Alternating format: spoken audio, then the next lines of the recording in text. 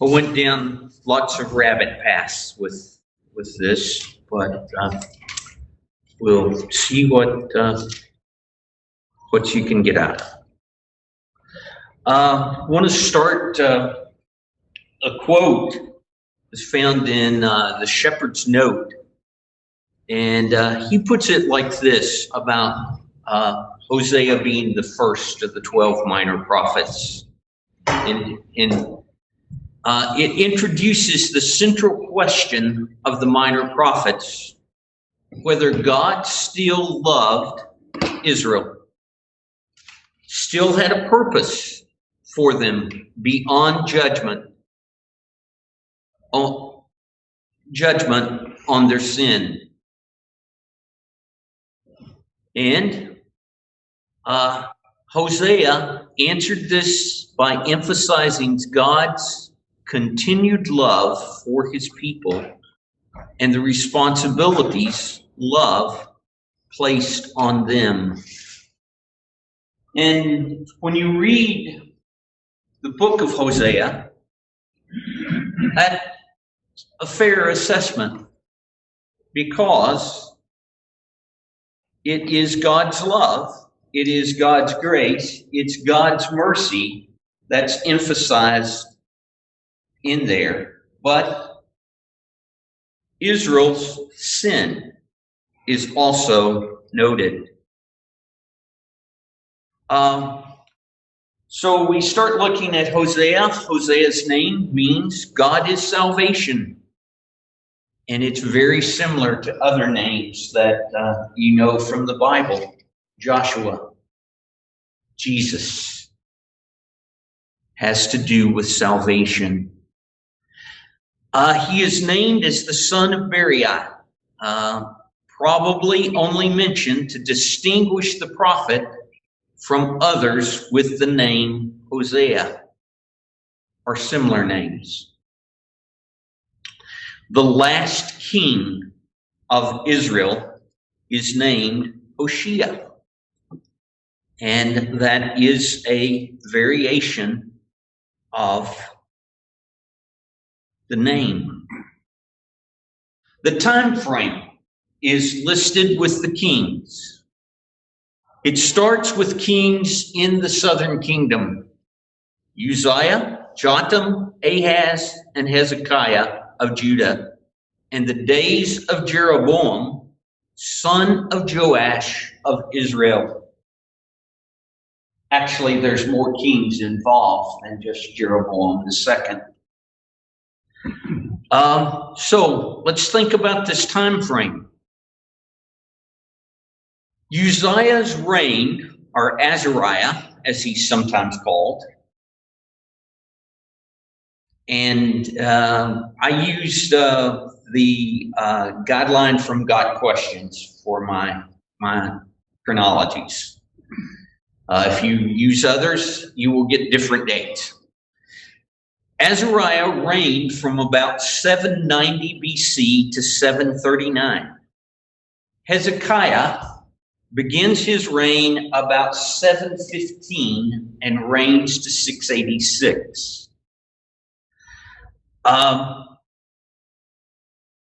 So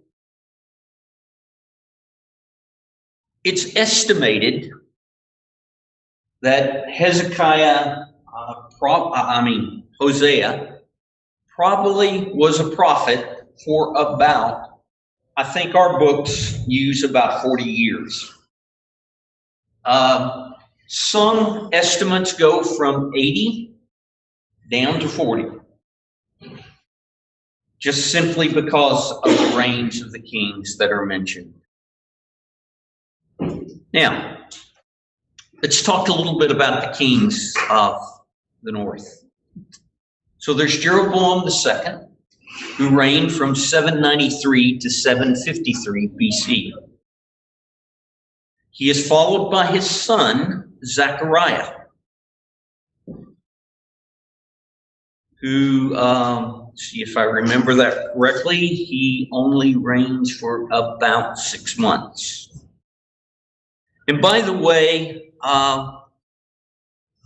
Most of the stories of these kings is told in 2 Kings chapter 15 through about chapter 17. So Zechariah reigns for about 6 months. He is the last of the dynasty of Jehu. The dynasty Jehu wiped out Ahab's dynasty. And that's why they are being judged for the way they did it, not for wiping out the dynasty.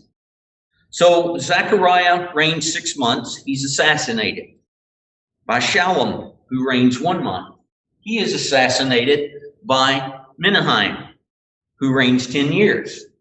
But in this between here, Menahem probably had the assistance of Assyria to take out Shallum. Then he is followed by his son, Pekahiah, who reigns for 2 years, and then followed by a guy by the name of Pekah, who reigns 20 years, and then the last king, Hosea. And in 2 Kings 17, in this time frame, the exile to Assyria for the northern kingdom takes place.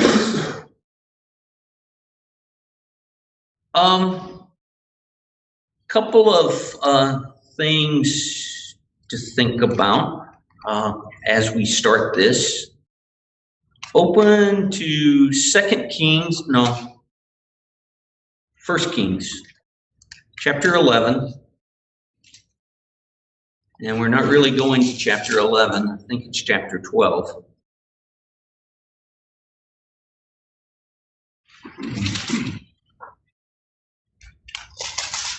You've got to have this in mind. 1 Kings chapter 12, verses 25 through 33. Now, what's in that passage? The temple was at Bethel and Dan that the northern kingdom had built along with the golden calves. Okay. And so the point that King Jeroboam I made was, you don't need to go to Jerusalem to worship anymore. He was afraid that if they continued to go worship at Jerusalem, someday they'd cut his throat and they'd rejoin the house of David, which is actually the legitimate king, the house of David. And if I didn't mess up too badly,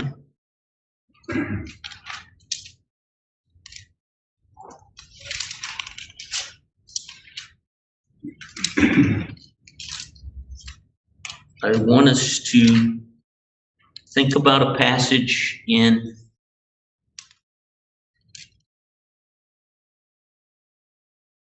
2 Chronicles 15.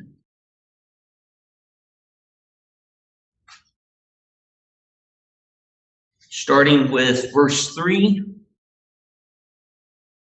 and going through verse 7. And I'll just read that. For a long time, Israel was without the true God, and without a teaching priest, and without law. But when in their distress they turned to the Lord, the God of Israel, and sought him, he was found by them. In those times, it was not safe for anyone to go or come, for great disturbance afflicted all the inhabitants of the land. They were broken in pieces, nation against nation, city against city, for God troubled them with every sort of distress. But you take courage. Do not let your hands be weak, for your work shall be rewarded. And those are words to Asa, the king of Israel, the king of Judah. And it's actually before our time frame in this story that we're looking at. But the point is still valid. They were without the true God. They did not worship God acceptably.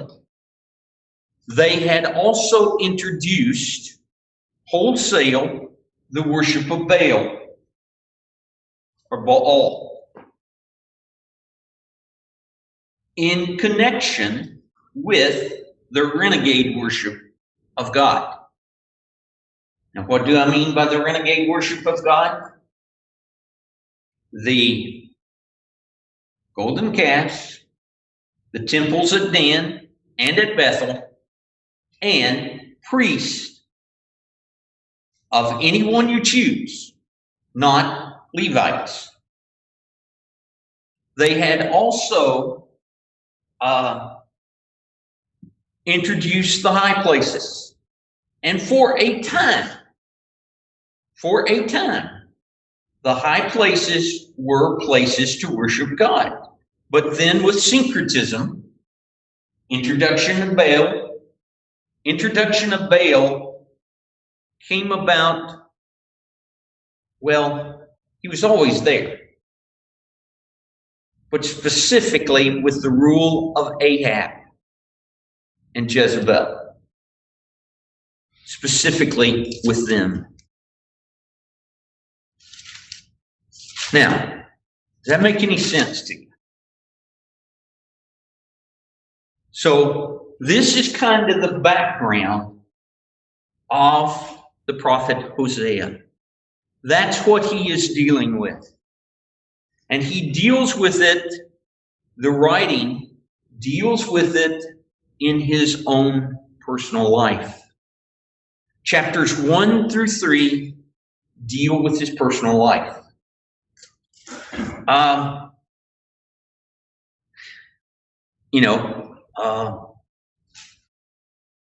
When the Lord first spoke to Hosea through Hosea, the Lord said to Hosea, "Go take for you a wife of whoredom."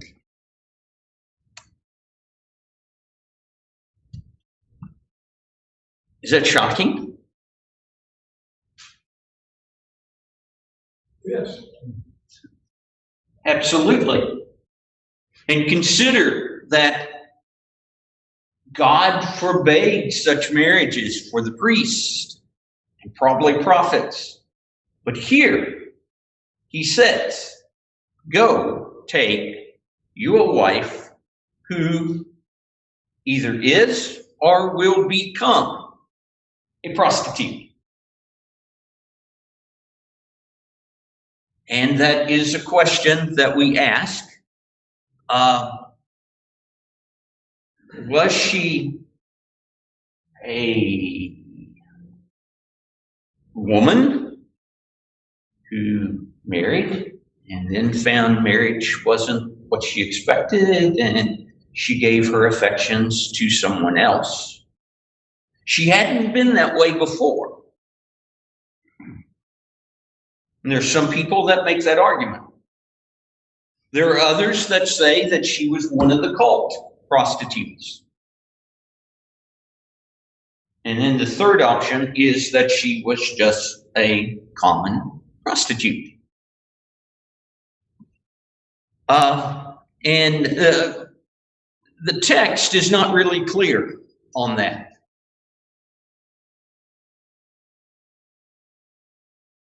And understand some of the reasoning for the various, at least. I somewhere picked up the idea it was a cult prostitute. Don't know where. It's been a long time. But the argument sometimes goes that, okay, God brought Israel out of Egypt And at Sinai, he married her. And at that time, she was innocent.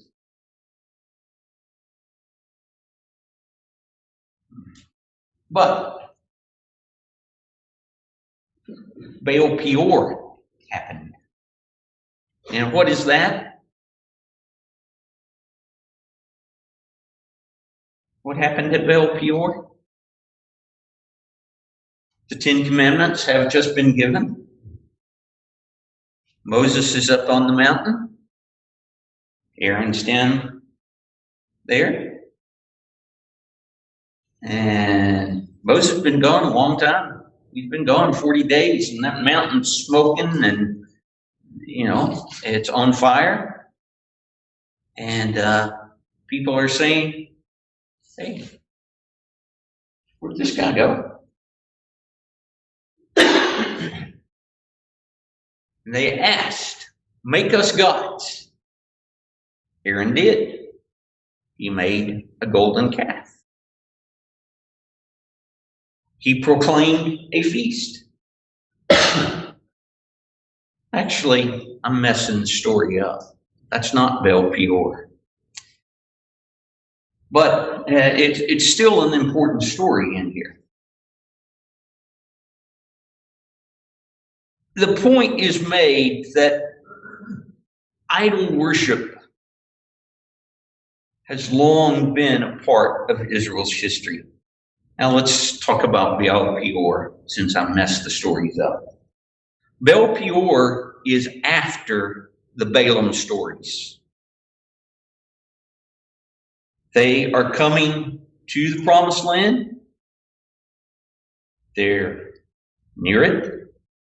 They're near the land of Moab. And King Moab looks out. He says, uh-oh, I got a problem. Look at all these people around here. They're going to take me in. So he sends for the prophet Balaam, sorcerer, more likely. Again, one of those secretist guys. Says, come and curse them. Curses didn't work. God turned the curses into blessings. But Balaam had planned that he told the king of Moab about. Get them to worship other gods. And as the result of that, many of them died with a plague, and many others were killed by, well, at least one. A guy from the tribe of Simeon was killed with his lover, by a priest. Okay, so worship of other gods, or a synchronistic worship, has long been a part of Israel's history.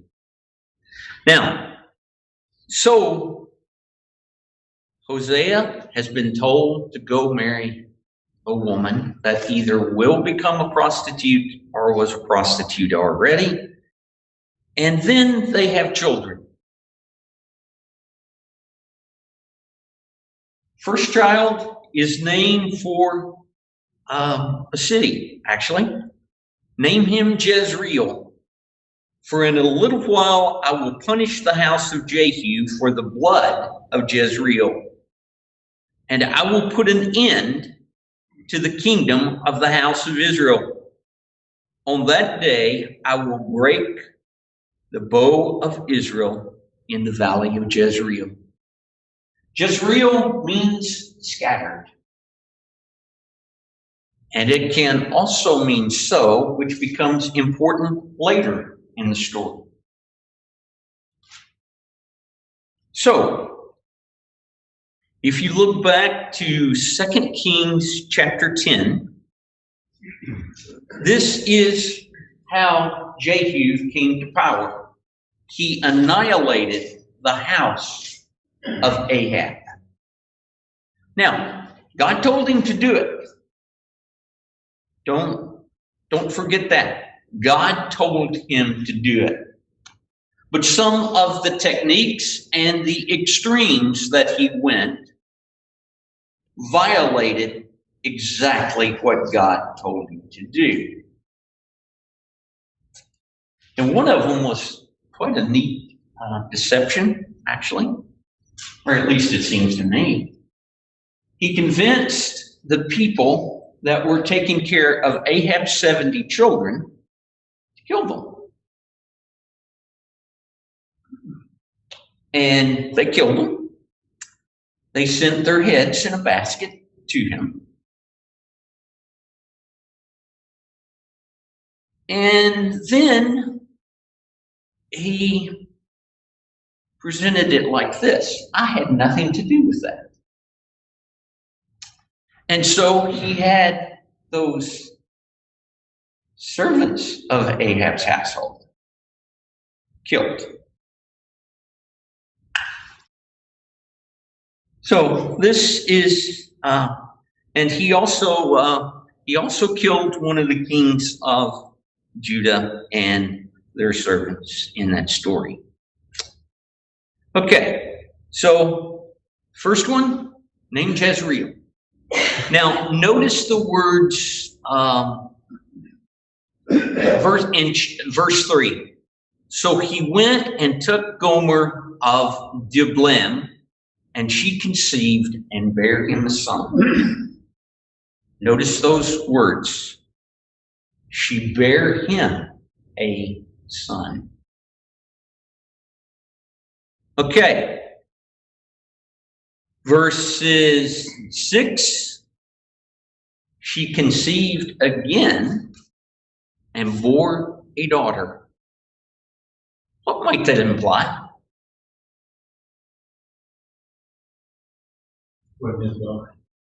Right. So the paternity of this one is questioned. Name her Lo Ruhami. And this one means I'm not pitied, no mercy.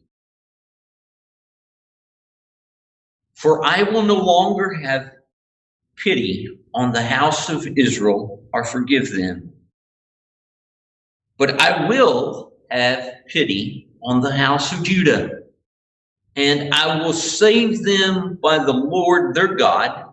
I will not save them by bow, sword, or by war, or by horses, or by horsemen. In the story of Hezekiah, how was Israel saved?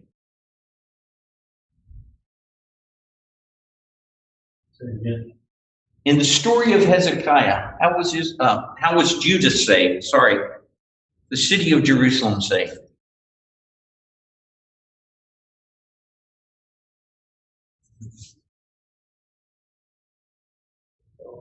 I don't recall. Jim does. In the story of Hezekiah, how is Jerusalem and Judah saved from Assyria?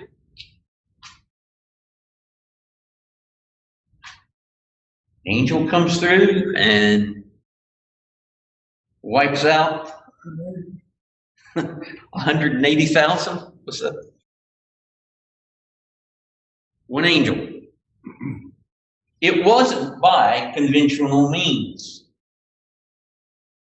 This is what Israel is trying to do.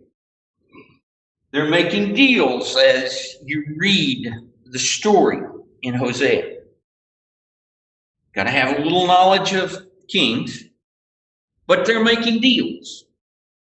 They're making deals to be in power. Sometimes they're going to the Assyrians. Sometimes they don't want to be involved with the Assyrians. The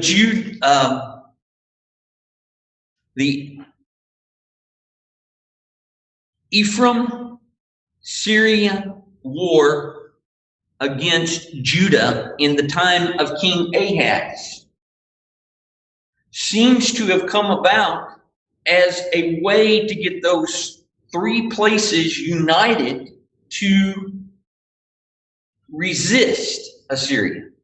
But Ahaz has gone to meet with the king of Assyria at the time. And as we've already talked about, in some of the kings of northern Israel, they seem to have been in power because they sent bribes to Assyria. Okay, they got tired of dealing with Assyria, so they start trying to deal with Egypt. Syria is not happy about that. So they come and take care of it. Okay. Is that too much information? So, the next child. When she had weaned Lo-Ruhamah, she conceived and bore a son. Then the Lord said, "Name him Lo-Ammi, for you are not my people, and I am not your God." God had promised in Exodus chapter 6, I think verse 7, that he would be their God and they would be his people.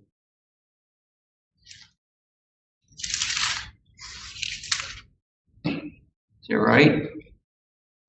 "I will take you as my people, and I will be your God.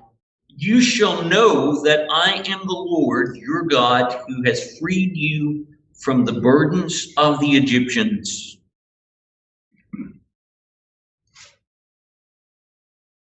So basically, God is saying, with the naming of this child,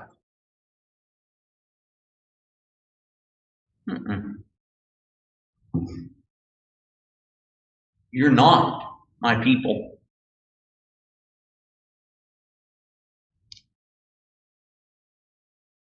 At Mount Sinai, God is said to have married Israel. So basically, here, God is giving Israel a divorce in that name. Okay. Probably I spent too much time on this part of the story. Now,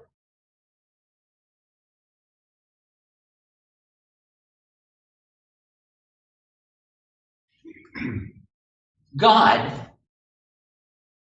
so Gomer leaves Hosea. She's with another lover. Parallel, Israel has left God. And maybe that's a little extreme to say, because she still worshiped God. She still participated in the festivals. She still did all of this stuff. But she mixed the worship of the true God with the worship of Baal and the renegade worship. You've got to keep that in mind. Even though they were worshiping, it was renegade. It wasn't the prescribed worship that God gave for Israel to do down at the temple.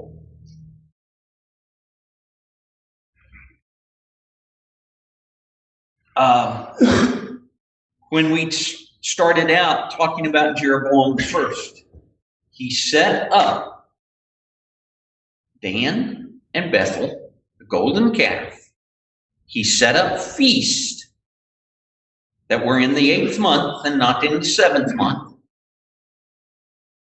And he appointed priests of all who would come. Is that pretty true to the story, Jim? Yeah, just keep having the background. All this started back with Jericho, Rehoboam. Yeah. Absolutely. Yeah. And his daddy. Yeah. His daddy. The syncretism was already introduced with Solomon building all these temples for his wives. Okay. So, is God going to divorce Israel forever? No. And that's the point of chapter 3. Now, I've skipped over chapter 2 for a whole bunch, but restoration is going to come. But it is going to follow judgment. It is going to follow punishment. It's going to come, but it is going to follow judgment and punishment for their sins.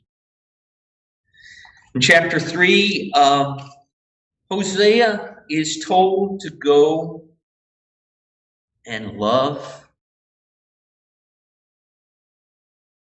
Go and love a woman who has a lover and is an adulteress, just as the Lord loves the people of Israel, though they turn to other gods and love raisin cakes. And the raisin cakes seemed to be a treat that were associated with the festivals, and sometimes they were made in the shape of the other gods that they worshiped. So, here's the situation that Hosea is in. Go, love. Go, love. With her back. Yeah. Bring her back. Now, in this process, she seems to be a slave. She seems to be a slave. And he pays for her to take her back.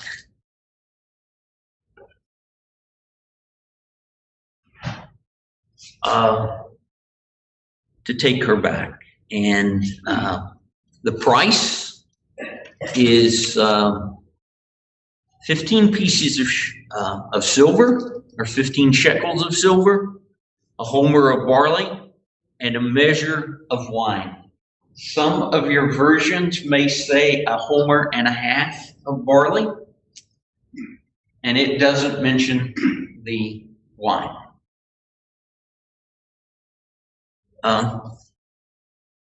So he buys her back, and it's estimated that this is probably the price of a slave altogether.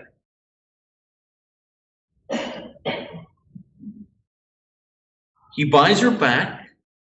There is a time, he says, you must remain as mine for many days. You shall not play the whore. You shall not have intercourse with a man, nor I with you.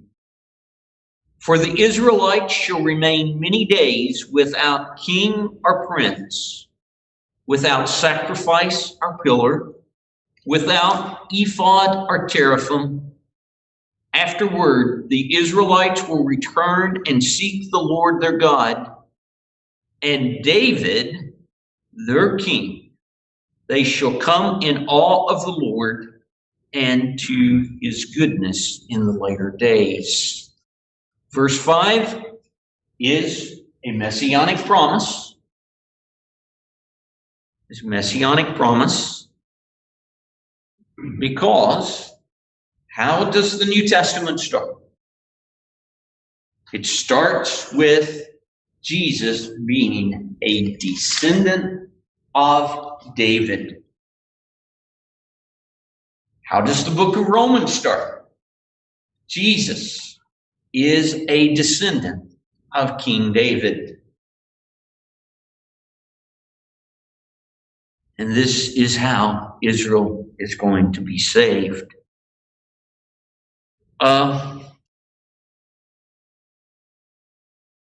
Quickly running out of time, but notice that 1 Peter 2:10 and Romans 9:25 uses the name "not my people" to emphasize that the Gentiles can become the people of God with the Jews.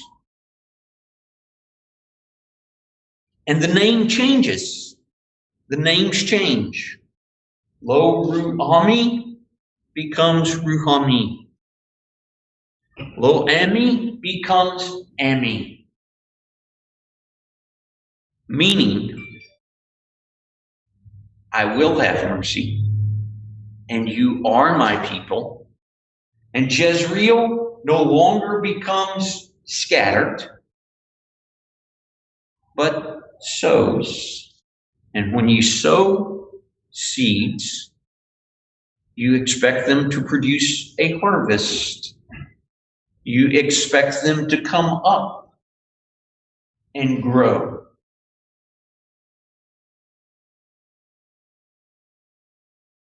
Is any of that? Got any questions? I'm sure I'm making a mess out of this. Tremendous symbolism. Yes, tremendous. The first 3 chapters, the family life of Hosea, is how God sees his people, Israel, the northern kingdom especially. Now, Greg, I was looking for, in Leviticus, there's a passage that says that if a man divorces a woman, he's prohibited from taking it back. mm-hmm. So in essence, it's Hosea's commanded you to go against that. This is God.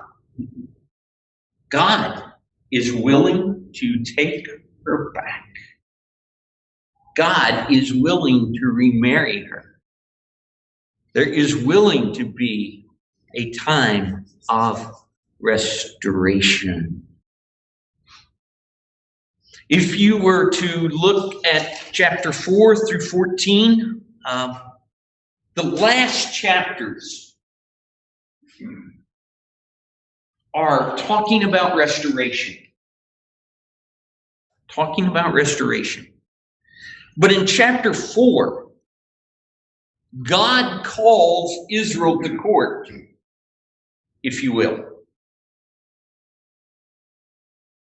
God calls Israel to court. And from like chapter 4 through chapter 7, and I may be messing that up, God presents his case against them.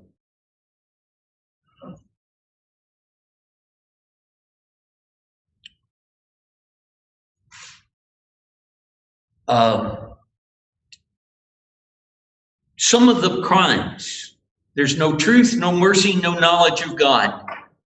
False swearing, lying, killing, stealing, adultery. They break all restraint. There's bloodshed against bloodshed. And that's just part of the list. And the bloodshed idea may be connected in the fact that in Hosea's time, kings came to power, they were assassinated, another king came to power, and another king, and he was assassinated.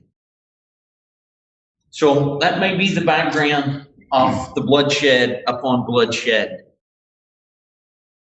But that's not all of it. When the worship becomes corrupt, there is no truth, there is false swearing. There was one place in these bill of particulars, if you call it that, where lawsuit produced lawsuit. And does that not ring a bell to what you see? There's no knowledge of God. So there's all kinds of false swearing, lying, no mercy, no knowledge of God. Stealing, adultery. Well, that's just some of the stuff that's in here. Idolatry is the biggest sin. Idolatry is the biggest sin, and it is considered by God the same as adultery. Spiritual adultery. James will use this idea in the book of James. I think it's James 4:4. That friendship with the world can't have it. Is adultery. So, I got a little rabbit path, and some of the places that are mentioned in here. The Valley of Achor. What happened there? The Valley of Achor means the Valley of Trouble. This is where Achan took the Babylonian garment, the gold, the silver. He was caught because they got defeated. What happened to Achan and his household? Swallowed up by the earth. They were stoned to death, covered with stones. And the valley where this happened is called the Valley of Achor, the Valley of Trouble. It's going to become the Valley of Hope. And the reason it's going to become a Valley of Hope is they can return to the Lord. And God can make the trouble go away. Okay, Gibeah. That's another nasty story. It's at the end of the book of Judges, chapter 19 and 20. A man and his concubine going home. They stop at Gibeah for the night. This is in the tribe of Benjamin. And the tribe of Benjamin is almost wiped out because of this event. They want to rape the man, but they put his concubine out. They rape her all night long, abuse her, and she's dead. And then he cuts her up into 12 pieces and sends her throughout Israel. Yeah. Gruesome story. Baal Peor, we've already talked about that one. Gilgal is another one that is mentioned in here. Saul is crowned king at Gilgal. Saul loses the kingdom at Gilgal because he did not destroy King Agag.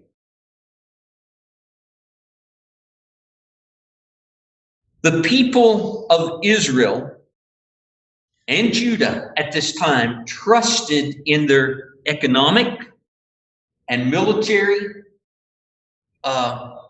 abilities. This was a very prosperous time in both Israel and Judah. But they were in a mess. Okay. They depended on their own abilities for security instead of God. Okay, let's finish this off. Hosea 6:2 has been quoted by some as a prophecy of the resurrection. It talks about 2 days and then 3 days. They're restored. Hosea 6:6, I desire mercy and not sacrifice, is quoted often in the New Testament. Matthew 9:13, Matthew 12:7 by Jesus. And he's basically saying, I want your heart. I want you dedicated to me instead of the process of worship. And there's an importance. In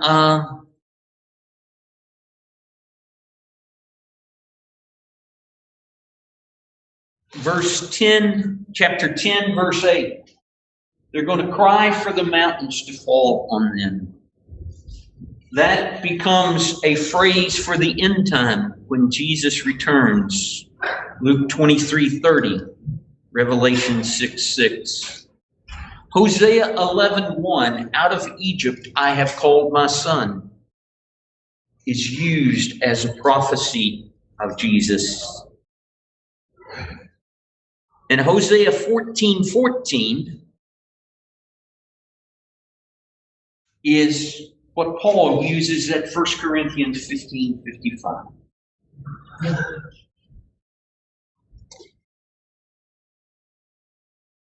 Hosea 14:2 talks about the fruit of the lips, which is a phrase that's found in Hebrews 13:5.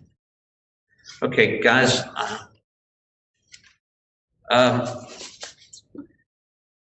We said that the story of Hosea mainly relates to the northern kingdom, but there's also many passages in here.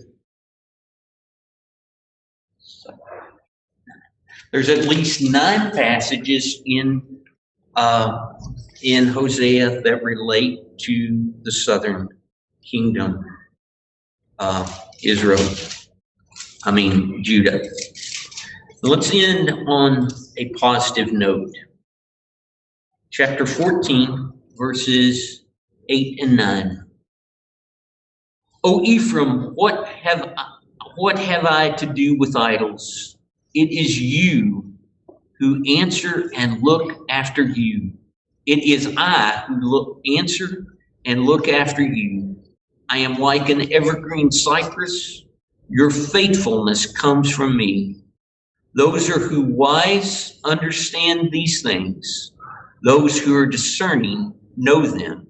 For the way of the Lord are right, and the upright walk in them, but transgressors stumble in them. Okay. That is somewhat of a look at the book of Hosea. And the main thing is that you can't mix the worship of God with others, and you cannot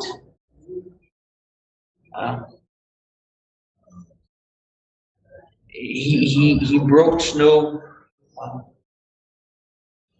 rivals.